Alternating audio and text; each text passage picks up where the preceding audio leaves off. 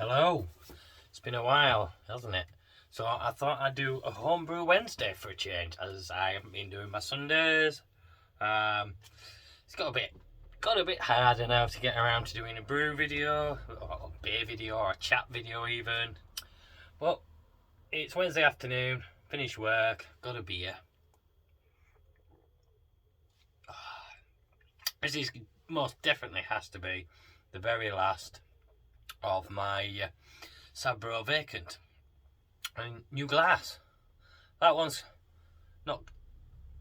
hasn't survived the dishwasher, but as well as that one. So that's where I was at the weekend. Whitby's Beer and Spirit Con Festival 2022. Very good. Really enjoyed it. It was a 3-day event. Friday 12 till 8, Saturday the same, Sunday the same. Beer list. You paid £5, got a glass, and you bought tokens. Token was £1, and then you went and got your beers. Now, they had quite a selection. So, stouts, porters, dark beers, pale ales, IPAs, sours, and lambics, as well as a gin, a bar. Someone was selling mead. There was a bottle bar selling all sorts of different bottles, of which I will just show you what I got to come home with. I got a couple of these. Alright, just a sec. These. Yeah. So these are Dig Brew Company. And this is Mr. Wood 4 Roses, which is a single barrel 18-month oak aged barley wine. 10.5%. That was £8. And this is Mr. Wood Heaven Hill Coffee and Vanilla single barrel 18-month oak aged barley wine. 10.5%. So one's coffee and vanilla, and the other one is just a barrel aged one. Yes, and they're both £8 each. It was a very good event. As I said, some of the beers on my sort of picks of the place.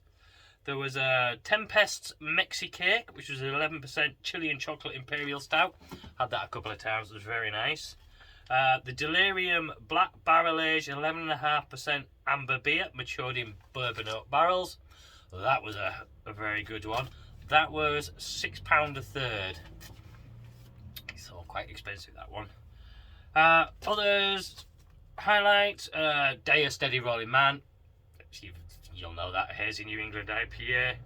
Omnipolo X Monkish Space Cookies, 8.2% double IPA, brewed with graham crackers. It was alright. It wasn't one of my favourites. North Brew Company, the 8th chapter, which was a 7% West Coast IPA. That was very nice. Hadn't had a good Westie for a while, so it was nice to see someone doing a Westie.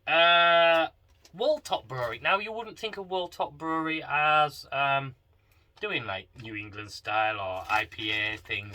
They're very much cask brewer, really. Quite often we used to serve it for folk festivals when I worked behind the bar in Whitby.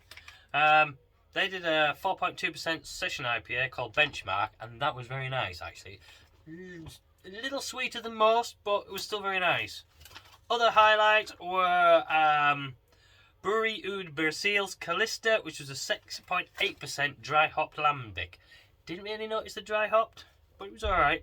But yeah, the other lambic I enjoyed was the Brewery Oud Berseel Oud Vieux, which is a 6.8% 3-year aged lambic. Now, it smelled like horse piss and cow sheds, etc., but tasted bloody nice. So that was just a selection of ones I tried. There was other kegs going on, coming off, all over. Definitely going next year. They've definitely been very popular, so they're definitely looking at doing it again next year. What's not to like? You pay your £5 and you can go all 3 days with the same glass. You just go home, wash your glass, come back. It's the best festival for me so far in this area. Same day Malton had theirs, and theirs was more cask. There was more of a cask beer festival. So yeah, that's what I've been doing this last weekend, in between working. Because I finished work on Friday at about 5:30, and I was doing escape room, which it was literally around the corner. It took me a minute and a half to once I'd finished, packed up, got reset for the next day, and I just left. Walked around the corner. I was there a minute and a half drinking beer. Just fantastic. I went there Saturday because we had no one booked in at all for the escape room on Saturday, so I managed to get there for the whole day Saturday as well. Well, most of the day. We were there from about 1 o'clock till 5, 6-ish, because I was with my dear wife for that one, so I couldn't stay as long as I wanted, and I had to leave and say goodbye to the boys. So it was a bit sad, but it was nice. Yeah, there was a range of ciders. My wife was on, she liked, that was it, a vanilla and raspberry cider. She said was fantastic. She could happily drink that night after night, day after day, all day. So, which was nice. On my own front, brewing wise, I haven't brewed since my Vienna Kolsch. That I've got 3/4 of a keg of that still, I think. Maybe half, if I'm being harsh on it. I got my what do you call them? Switches. Yeah, I got my switches to put for my gas, so I'll just turn you around and show you that. So my gas is all fully set now. I can switch each tap off as I want. So I'll just show you the setup there for my gas board. I'm really happy with that. Number 1 and 2 are on, and we're running there. So yeah, I'm very happy with that setup. I added this little thing here for my door, because the door in a wind, wind comes up and down here. It's like a wind tunnel at times. So I can open the door, and suddenly it's whack, and it smashes right back round. So this, hopefully, this bungee cord will help reduce that, and mean that I don't have to fix the hinges every couple of weeks. Well, so every couple of months or so, I have to take the door off and refit the hinges properly, and it's getting a bit knackered. So I sorted that out. All prepped for a brew tomorrow, which is going to be a vacant gesture style. I'm using the malt base for it, but I'm going with 3 hops this time. 3 different hops. I'm going with. I'm not doing a dry hop. It's all just going in the hop stand. Excuse me. And it's going to be 25 grams of Citra, 50 grams of Idaho 7, and 50 grams of Galaxy. I'm hoping that'll be nice. USO 5, everything else similar to doing a bacon gesture. Ball lock valve, that's what they're called. Yeah, I knew it would come to me. You'd think I'd had a few of these, wouldn't you? I certainly feel like I have when I try and think these days. Beer, it addles your brain. Don't drink it. So, nothing really, that's why I haven't done anything, because I haven't had the time really to do a brew. The Vienna Kolsch is doing very well, it's very nice. Other than that, nothing, not a jot, not a whistle. I'm not really getting much chance to walk either. As I said, I'm doing these escape rooms 2 days a week, working 3 days a week I normally do, and which leaves me a day to brew and a day to, but then we've had this beer festival step in, and also the wife wants me to spend a day with the family, which is on Sunday. Yes, we had a bank holiday Monday, and actually that bank holiday Monday was spent going through to Middlesbrough to Wren Kitchens to finalise our kitchen.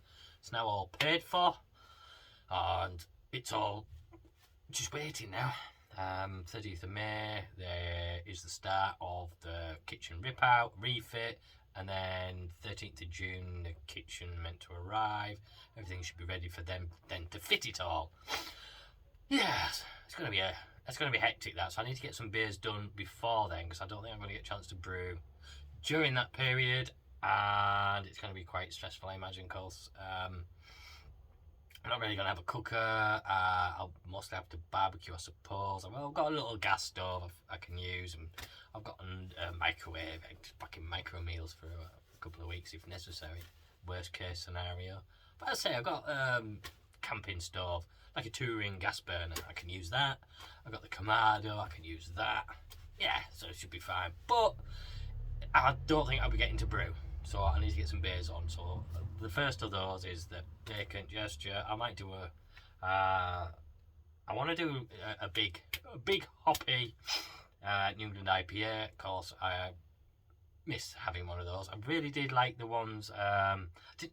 Did I know the ones I had when I was at the beer festival always seemed a little not quite fresh enough, not quite slight astringency almost. I wouldn't like to say astringency, but it almost felt like it. There was almost slight bitterness to them. A bit of oxidation kind of thing. And I don't know if it is or what. But I have to say I do prefer a fresh New England IPA. Well, when I do it myself, I really enjoy it. There's some other ones I can quite happily put up with. But I was disappointed when you're paying, it was quite often something like £2.50 for a half, so £5 a pint, which is good. Well, it is really good actually. Some of the more New England IPA, I suppose, were 3.5, so £3.50 for a half, which is what, £6 a pint. So it's still reasonable, but that was the festival. I mean, the prices were pretty fucking good. I mean, obviously the Delirium was £18 a pint. Didn't have any of that. There was a guy I was chatting with on the Friday night. There was a bottle of whiskey that they had at the whiskey stall. That was £200 a bottle. He got a couple of shots of that. I never tried it. It was a shot. No, I think it was a brandy actually, not a whiskey. He said whiskey at first, then it turned out it was actually it was like a brandy or a cognac. I think probably a cognac. But by that point, I was a bit wasted then. I certainly don't remember getting home that evening. And it only finished. He said it finished at 8, but he's said that in everything to try and stop people there, because last orders was 8:30 and he needed everyone out by 9. I think we were left at pretty much 1 minute to 9, and then staggered home. I was home by 9:30, which is normally takes me a quarter of an hour to walk from my house into town to that position, but it took me half an hour to get back. I mean, that difference is staggering. And on that note, I'll say cheers. Thanks for watching, and if you got this far, thanks. I'll catch you in the next one. Cheers.